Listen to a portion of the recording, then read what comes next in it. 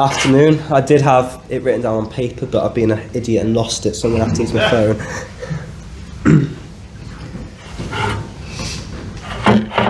Alright. This is our flag. It represents us.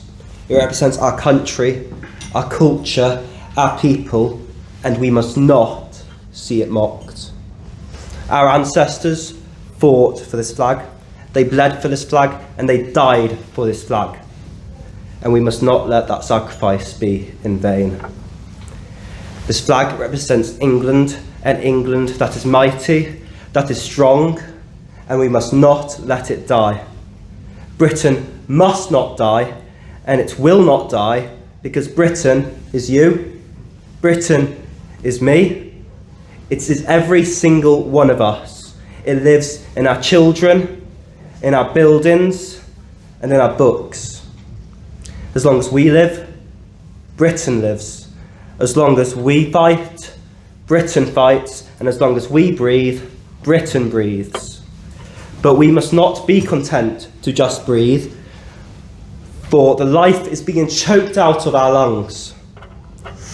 An endless flood of strangers pours across our border. Last year, 400,000 came across net. That means we gained 400,000 overall. This is turning our country foreign. Our streets have been turned into foreign bazaars, our schools into Babel towers, where our noble language is being drowned out by languages no true Englishman has ever spoken. It's the decline.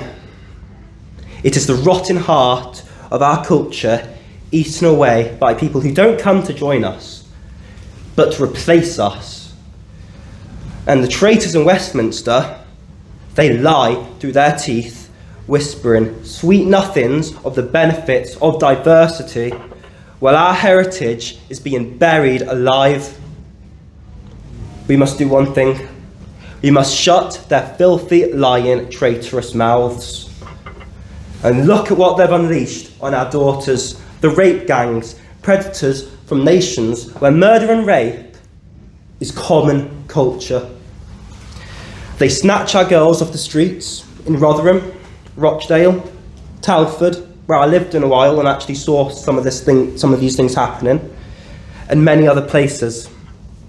Thousands are violated, groomed into a hellish submission, their innocence just taken away in dingy flats where the police will look away because they don't want to be labelled as racist.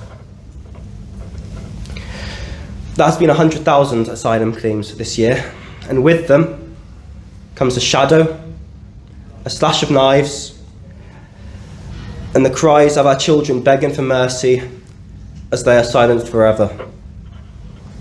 Our daughters, the future mothers of our great nation, are dragged into the filth. Their bodies are broken and their spirits are raped raw. And our sons, they are slaughtered in the crossfire of imported feuds. They are stabbed in schoolyards. They are stabbed in bus stops. Look at the stats. 50,000 knife crimes happened last year. This should not be happening in our country. And it's no accident either. It is a Holocaust creeping up on us, a genocide of the British bloodline. Our ethnic kin is being herded towards extinction by the millions who swarm into our nations and the cowards like Keir Starmer who open the gates. We are the last stand.